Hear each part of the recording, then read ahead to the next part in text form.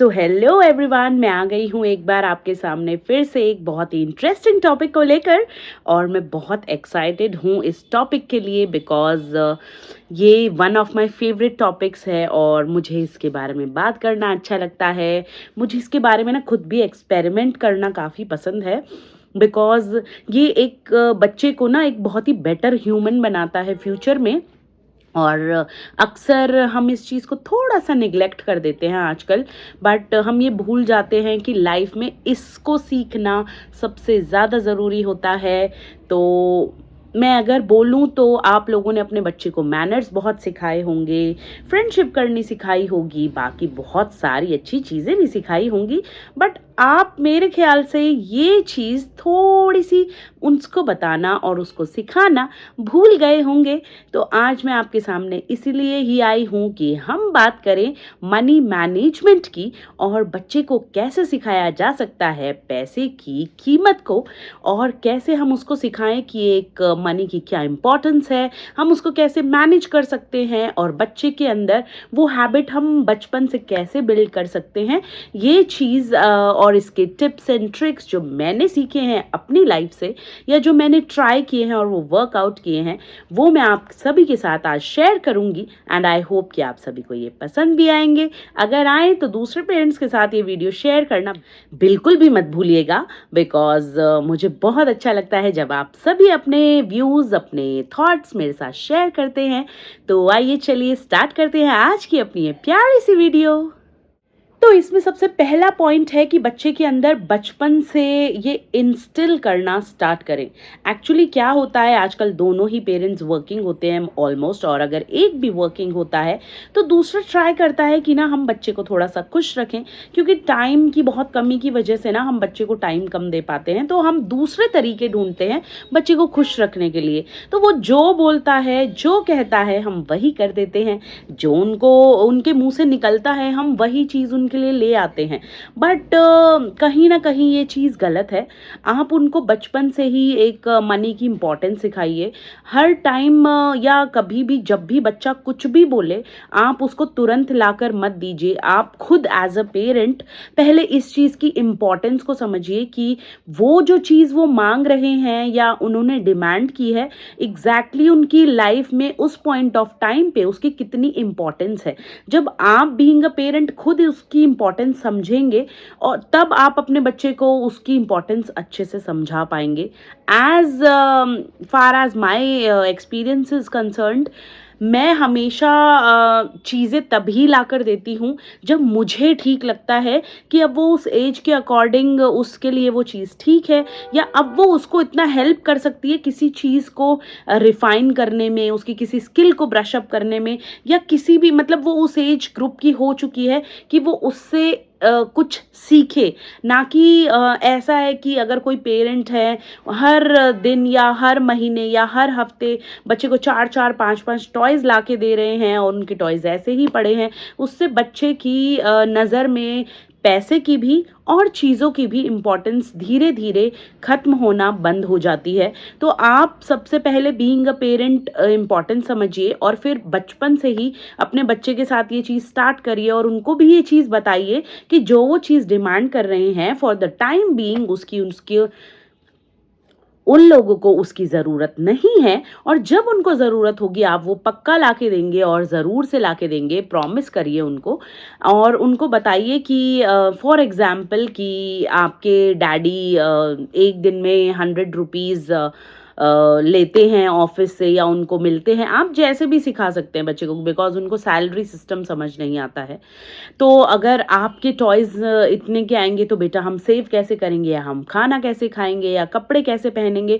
बहुत छोटे बच्चे इन्हीं चीज़ों से समझते हैं और उनको धीरे धीरे जब आप बताना स्टार्ट करते हैं कि पैसे की क्या वैल्यू होती है, पैसे की क्या इंपॉर्टेंस होती है बचपन से ही, तब धीरे धीरे धीरे धीरे वो 1 डेढ़ 2 साल 2.5 साल में ये चीज़ सीखते हैं कि एग्जैक्टली जो हम चीज़ डिमांड करते हैं वो हमारे पेरेंट्स हमारी रिक्वायरमेंट के अकॉर्डिंग ही देते हैं और हमें अपनी रिक्वायरमेंट के अकॉर्डिंग ही वो चीज़ मांगनी चाहिए।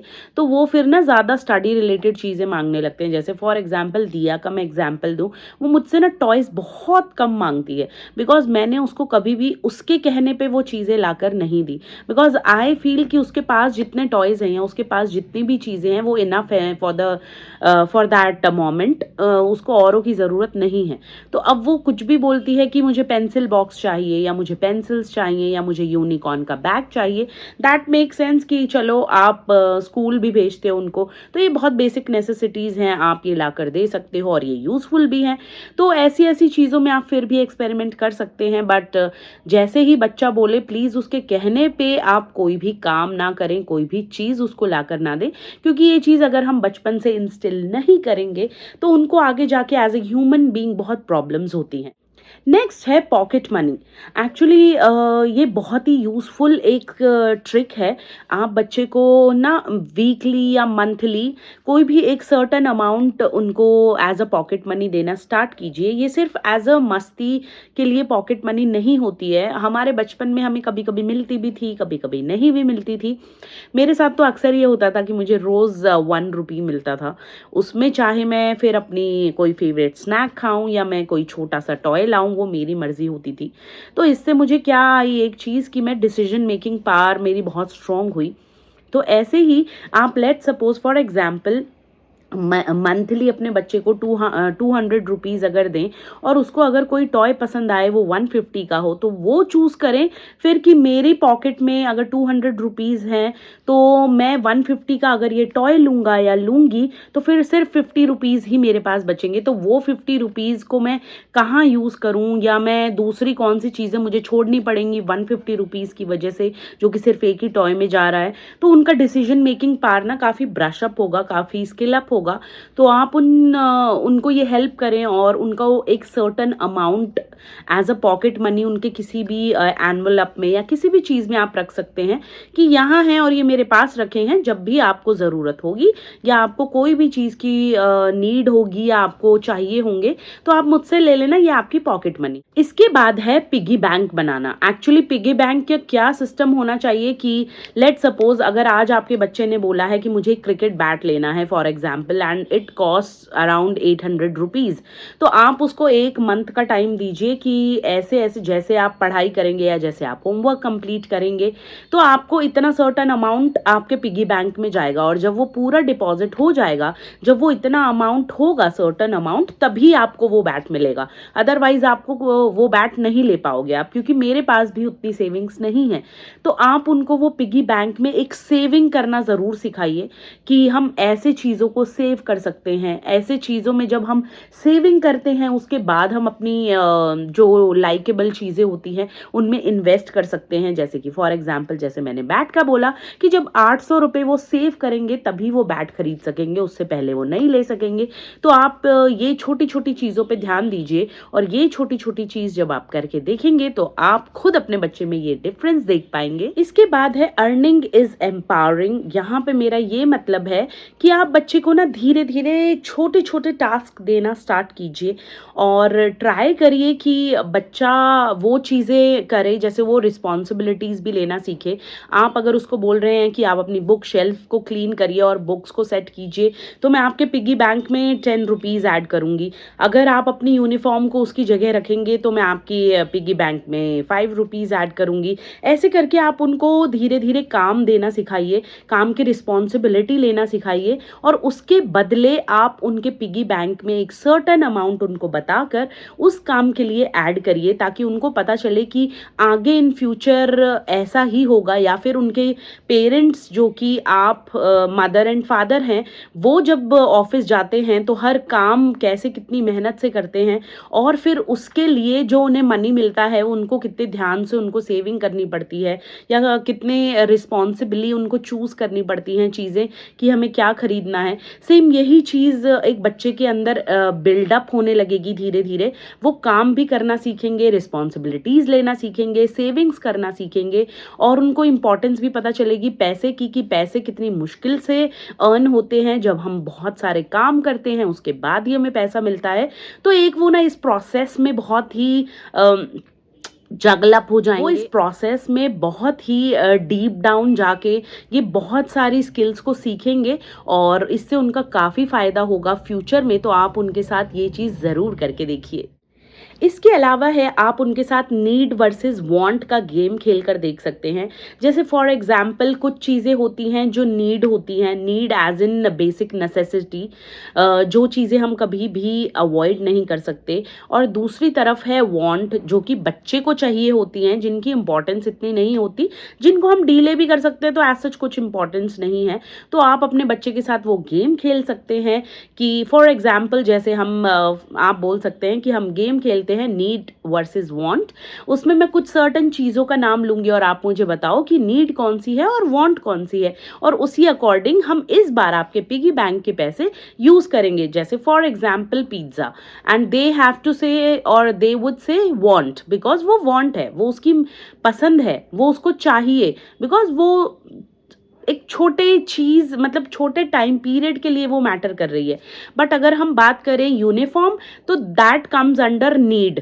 वो एक नीड है, अब वो यूनिफॉर्म के बिना स्कूल नहीं जा सकते। तो अभी यहाँ पे दोनों में क्या इंपॉर्टेंट है, यहाँ पे इंपॉर्टेंट है यूनिफॉर्म।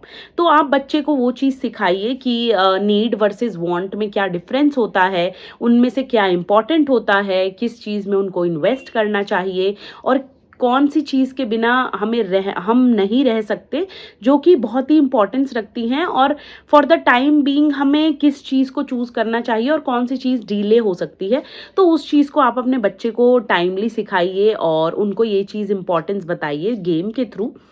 और ऐसे ना इन्हीं सब चीज़ों से, इन्हीं सब ट्रिक्स से ना बच्चा रिस्पॉन्सिबल बनता है, एक अच्छा ह्यूमन बीइंग बनता है और वो सेविंग्स करना सीखता है। ऑब्वियसली सेविंग्स करना हर किसी को आना चाहिए, चाहे आप दो पार्टनर्स हो, चाहे कोई भी हो, अगर इवन सब भी अर्निंग है तो भी फ्यूचर के लिए अगर ये चीज़ सबको आती है तो उनका फ्यूचर कभी भी डार्क में नहीं होता। और जैसा कि आप बीइंग अ पेरेंट बहुत अच्छे से जानते हैं आप कैसे सेविंग्स करते हैं, तो आप अपने बच्चे के अंदर ये इंस्टिल करना बिल्कुल भी मत भूलिएगा, बिकॉज ये छोटी छोटी चीज़ें हम अक्सर भूल जाते हैं उनको सिखाना। बट मैं हूँ आपके साथ ये सब याद दिलाने के लिए। और ये वीडियो दूसरे पेरेंट्स के साथ शेयर करना बिल्कुल भी मत भूलिएगा, और ये भी मेरे साथ ज़रूर शेयर करिएगा कि आप अपने बच्चे को मनी मैनेजमेंट कैसे सिखा रहे हैं, ताकि मुझे भी हेल्प हो, मैं भी आपके टिप्स एंड ट्रिक्स को फॉलो करके देख सकूं और दिया को सिखा सकूं बहुत सारी चीज़ें।